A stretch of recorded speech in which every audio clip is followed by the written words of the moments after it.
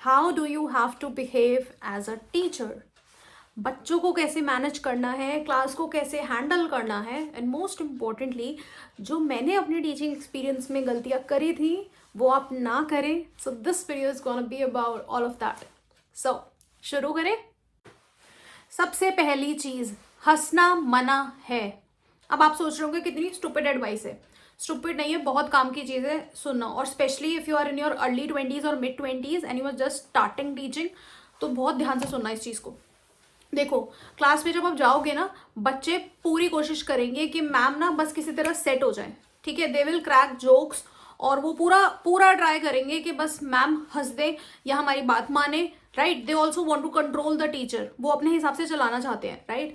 तो अगर आप शुरू में ही उनके स्टूपिड जोक्स पे हंसने लगे, ठीक है, उनको लगेगा बस हमारा काम हो गया, राइट। और फिर आपको क्लास को मैनेज करना बहुत मुश्किल हो जाएगा, राइट। वो एवरी टाइम एवरी डे वो सेम चीज सेम पैटर्न करेंगे and you will find it very difficult to handle the class in that case.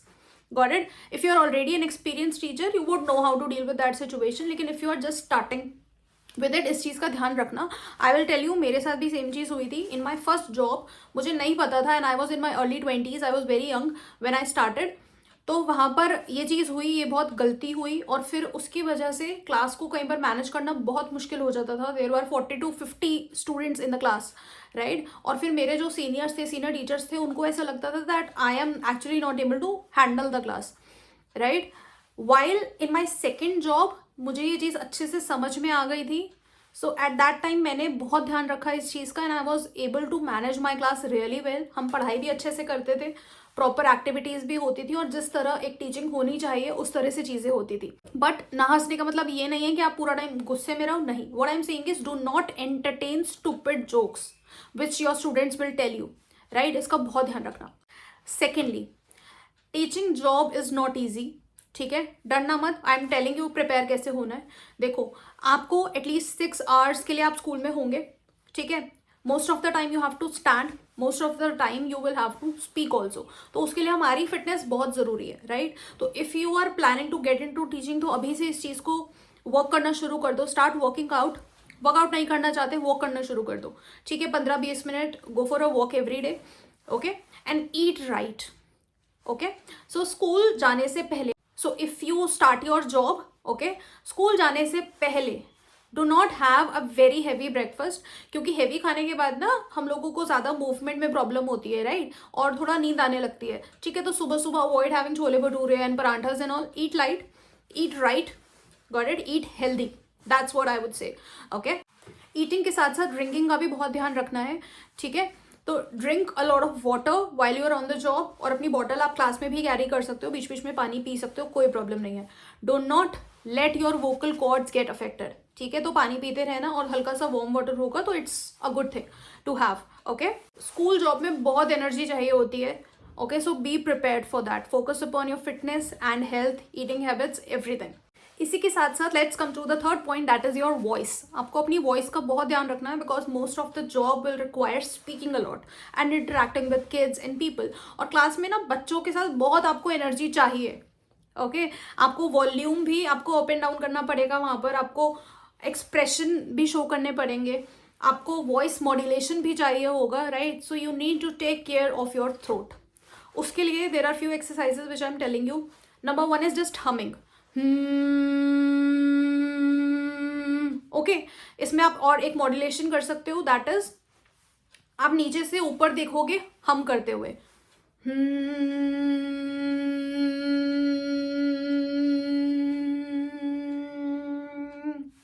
Okay. This will bring depth to your voice. उसके अलावा what you can do is you can do lip fluttering. Third, take a pencil. I have pen in my hand right now, so you put it in between your teeth, put the pencil, okay, and speak anything that you want, और जितना clear हो सके उतना clear बोलो. You can speak any tongue twister, anything. You can sing a song also, okay. She shall, why the seashore, ठीक है. This particular exercise, the pencil one, is very useful when you are going to school in the morning and you have to speak. और कई बार ऐसा होता है ना कि एकदम से हम लोग नहीं बोल पाते, बहुत ज़्यादा फंबल करने लगते हैं, ठीक है. तो this will help you to clear your voice instantly, ठीक है, और वर्ड्स क्लियरली आपके बाहर निकलेंगे. Got it? Another thing which you can practice is say all 5 vowels. A, E, I, O, U. Okay, this will help you with your facial expressions also. It will loosen up your facial muscles also, and it will help your vocal health too. Got it? और कुछ नहीं तो start chanting Om. Okay, जैसे हम normally Om बोलते हैं ना, we take a breath and then we chant Om. So Om.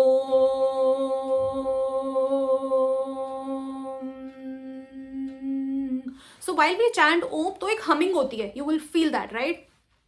तो you can practice and chant Om as well. ठीक है, वोकल हेल्थ का बहुत ध्यान रखना है.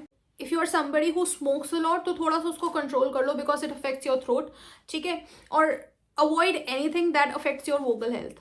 ठीक है, और ये वाला why I am telling you all these things, I have seen many teachers, ठीक है, जिन्होंने जस्ट स्टार्ट करा 1 month या 2 months पढ़ा के they ended up in the hospital. Okay, उनको इतना वॉइस में प्रॉब्लम हो गई, इतना यहाँ पर कॉर्ड्स में प्रॉब्लम हो गया, थ्रोट में प्रॉब्लम हो गया, कभी दे गेट इन्फेक्शन और कभी कुछ. ठीक है, और कुछ ऐसे टीचर्स के बारे में भी मेरे को पता है जिनको सर्जरी कराना पड़ा. Okay, so I don't want you to end up being in that situation. So take care of your throat. ठीक है, वॉइस को try to make it deep. जितना आप अपने स्टमक से बोलोगे उतना आपकी वॉइस डीप होती है. ठीक है, और उतना ही आपके वोकल कॉर्ड्स सेफ रहेंगे. ठीक है, नेक्स्ट हम बात करते हैं specially if you are a language teacher, Hindi, English, Spanish, कुछ कोई भी जो आप लैंग्वेज पढ़ाते हो. ठीक है, you need to use a lot of gestures. Okay, तो जेस्चर्स के लिए अगेन फिटनेस बहुत ज़रूरी है, क्योंकि अगर आप लेथार्जिक रहोगे, टायर्ड रहोगे, तो आप ढंग से पढ़ा पाओगे. Got it? और ऐसा होता था ना जब आप लोग भी स्कूल में पढ़ते होंगे, तो कुछ टीचर्स ऐसे होते थे वेयर वी फेल्ट कि यार इनको आता तो है लेकिन इनको पढ़ाना नहीं आता. ठीक है, या हमें समझ में नहीं आता था कि यार वो क्या पढ़ा रहे हैं. It happened because they lacked that energy in class. Okay, so especially again, if you are a language teacher, use gestures. समझाओ, अगर आप जंप कर रहे हो, बता रहे हो that the monkey jumped, थोड़ा सा do this gesture, do this action, थोड़ा सा जंप करो. इससे क्या होगा, बच्चे एक तो एंगेज रहेंगे, पूरा हुक्ड रहेंगे वो थ्रू आउट. ठीक है, और दूसरा एक्सप्लेनेशन बहुत अच्छे से और निकल कर आएगी. Right, next comes engagement. Now engagement हम क्लास में कैसे कर सकते हैं? You need to invite your learners to share. You need to facilitate them. Now what is facilitation? It is 80-20, ऐसे याद रखना. So 80% you need to allow your learners और your students to express themselves. ठीक है, and 20% आपने उनको help कर दिया, कहीं कुछ गलती हो गई तो बता दिया, थोड़ा सा पुश करने के लिए उनको. So you do 20% of the task and rest 80 you leave on the kids. So let's say that you are teaching a lesson. ठीक है, तो जैसे हम क्लास में बच्चों को रीडिंग कराते हैं ना, एक एक करके खड़ा करते हैं and we ask them to read, उसी तरह you ask them to explain each paragraph. Got it? So let us say एक बच्चा है 9th में. ठीक है, वो 9th की बुक खोलेगा. इंग्लिश उन्हीं के हिसाब से होती है, हर क्लास के हिसाब से होती है. So they will be able to interpret what is written in the book. Okay, so invite them to explain. और फिर वहां पर अगर उन्होंने कुछ मिस करा या कोई वर्ड मीनिंग एक्सप्लेन करना है या जो भी फिलर्स हैं, you fill those gaps in between. Do you get that? इससे बच्चे एक तो क्योंकि खुद कर रहे हैं तो उनको बेटर समझ में आएंगी चीज़ें. दूसरा, they will do a lot of brainstorming to do that. Okay, so it's a great thing to follow up. But हर केस में यू कैन नॉट फैसिलिटेट. कई बार आपको कंट्रोल लेना पड़ता है, दैट इज ओके. लेकिन जहाँ जहाँ पर भी पॉसिबल है, where you can leave it on the students, so do that.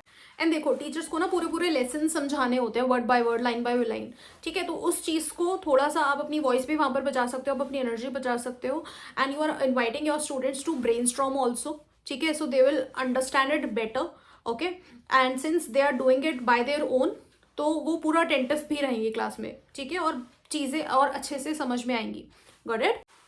The next thing is make it strict कि पेरेंट्स आपको एक पर्टिकुलर टाइम स्लॉट में ही कॉन्टैक्ट कर सकते हैं.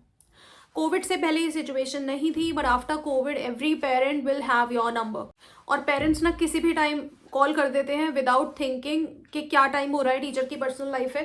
Right, so make it a strict rule. ये चीज़ आप बच्चों को इन्फॉर्म करोगे. Let's say that parents can contact you in the evening between 4 to 5. तो आप बच्चों को इन्फॉर्म कर दो कि अगर किसी के पेरेंट को कुछ भी काम है या कुछ भी बात करनी है, they can only do it in between 4 to 5 PM. इसको स्ट्रिक्टली कन्वे करना, वरना पेरेंट्स किसी भी और टाइमिंग्स पे आपको कॉन्टैक्ट करेंगे and then you won't like it of course. ठीक है, हम टीचर्स की भी पर्सनल लाइफ होती है, which parents sometimes fail to understand, which is okay, the parents have not been the teachers, ठीक है. और जो भी parents भी अगर ये देख रहे हैं, इस चीज़ का ध्यान रखा कीजिए. Teachers also have a personal life, okay.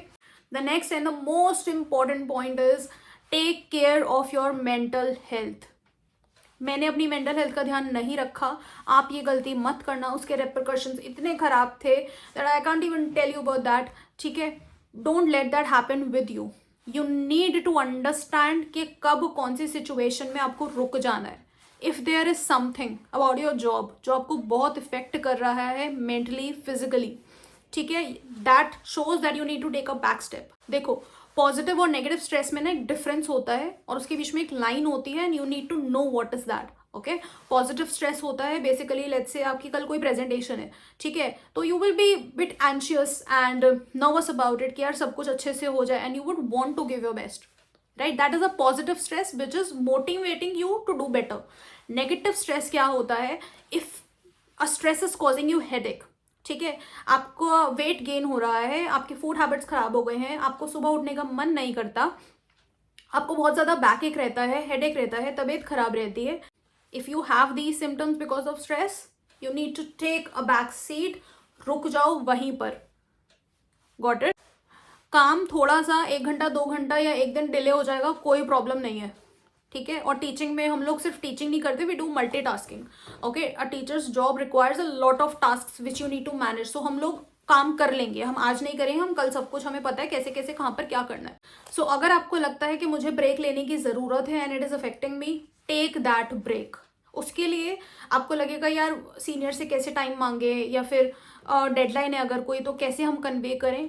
Have an open conversation. उनको बताओ यार ये प्रॉब्लम है, I can not do it right now. If you can't do it, you can't do it, ठीक है. सो मैंने अभी जो आपको सिम्टम्स बताया, अगर उनमें से कुछ भी बहुत ऑफन आपके साथ होता है, like it's happening on daily basis, so रुक जाओ, ठीक है. अपने लिए टाइम निकालो, स्कूल से घर जाकर काम हो जाएगा, कोई प्रॉब्लम नहीं है. अपने लिए 1 घंटा निकालो जिसमें आप मेडिटेट करोगे, फ्रेंड्स के साथ टाइम स्पेंड करोगे, वर्कआउट करोगे. You will do whatever you want to keep your mental health intact. Okay, don't make your work your life. You need to maintain your work life balance, क्योंकि उससे आप किसी का कुछ नहीं जाएगा. It will fall on you. You will have to face the harshness of those consequences.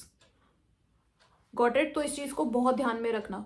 और जिन जिन को लगता है कि यार टीचिंग जॉब तो बड़ी इजी है, सुबह सुबह चले जाओ स्कूल 7 बजे, 2 बजे घर वापस आ जाओ, फिर फ्री टाइम है. भाई नहीं. पहली बात तो आपको जो कुछ प्रिपेयर करना है, it will take a lot. तो वो पहले घर से होमवर्क अपना करके जाओ, ठीक है. उसके अलावा पेपर्स चेक करने होते हैं, पेपर्स बनाने होते हैं, कई बार मल्टीपल बार बार पेपर्स बनाने पड़ते हैं, बहुत काम होते हैं स्कूल के, ठीक है. तो वो करने पड़ेंगे, that's part of the job. लेकिन अपना मी टाइम भी निकालो अपने लिए. Got it?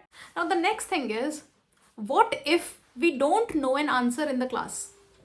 और ऐसा बहुत बार होगा, बच्चे आपसे क्वेश्चन करेंगे, आपको नहीं पता होगा कि क्या आंसर है उसका, right. We can not know everything, right? And it is okay. I am telling you it is okay.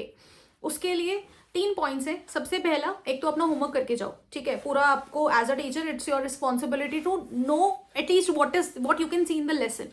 Question answers हैं, उनके आंसर्स आपको पता होने चाहिए. स्टिल कभी कभी ऐसा हो जाता है, कुछ ऑड क्वेश्चन हो जाते हैं या वैल्यू बेस्ड क्वेश्चन कुछ बच्चे कर देते हैं, so that is an exception, ठीक है. तो पहली चीज, prepare your self well. Now if you don't know an answer, what will you do? You can give that particular question which is asked to you in homework. Got it? Now let's say एक बच्चे ने कुछ random question करा, आपको नहीं पता उसका answer, ठीक है. So आप क्या बोलोगे कि चलो let's keep it for homework. सब बच्चे होमवर्क नोट डाउन करो, you need to find the answer to this question and come back tomorrow and will discuss it. तो नेक्स्ट डे जब आप भी जाओगे, आप प्रिपेयर होके जाओगे, ठीक है. और उस क्वेश्चन को ना वहीं पे लिख लो, आप भी के भूल ना जाओ. Work upon it and address it in the class next day. Got it? The second way is that you invite other students to share their answer. Okay. तो ऐसा बहुत बार होता है कि बच्चे ना, बहुत सारे बच्चे ट्यूशन से पहले से पढ़ के आते हैं. Got it?